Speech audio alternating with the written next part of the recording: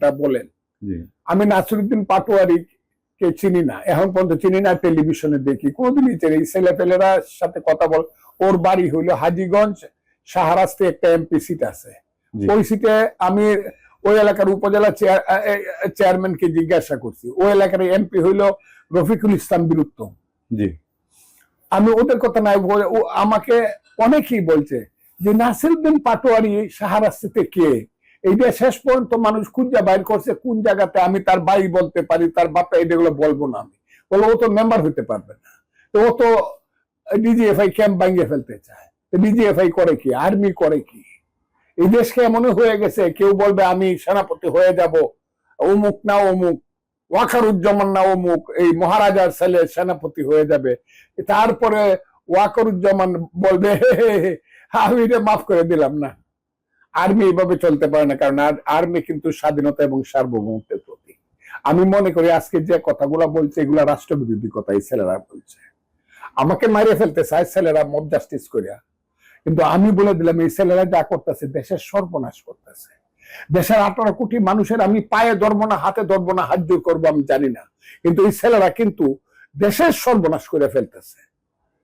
আসসালামু আলাইকুম, আপনাদের সঙ্গে আমি আতিক রহমান পূর্ণিয়া। আপনারা জানেন যে দেশের রাজনীতি এবং নির্বাচনে আমরা প্রতিনিয়ত দেশের রাজনৈতিক বিশ্লেষক, রাজনীতিবিদ সবার কাছে জানতে চাই যে নির্বাচন নিয়ে একটি অনিশ্চয়তা, এই অনিশ্চয়তা কেন? রাজনীতি বিভিন্ন সেক্টরের মানুষজন তার মতো করে, অনেকে বলেন এনসিপি তার মতো করে খেলছে, জামাত তার মতো, বিএনপি তার মতো। আসলে অবস্থা কি? আজ আমাদের সঙ্গে আছেন দেশ বরেণ্য মানুষ, মুক্তিযোদ্ধা, বিএনপি চেয়ারপারসন এবং খালেদা জিয়ার উপদেষ্টা অ্যাডভোকেট ফজলুর রহমান।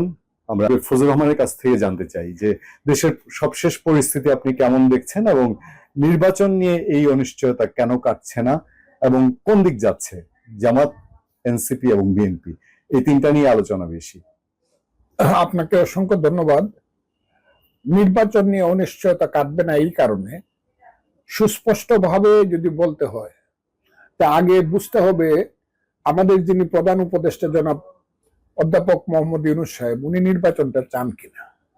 যদিও উনি নির্বাচনের ডেট ঘোষণা করার কথা বলছেন একটা সময়ে, যদিও তিনি লন্ডনে গিয়ে বিএনপি চেয়ারপারসন, ভারপ্রাপ্ত চেয়ারপারসন তারেক রহমান সাহেবের সাথে কথা বলছেন এবং বিশ্বাস করছিলেন উনি যে এই ইলেকশনটা হবে।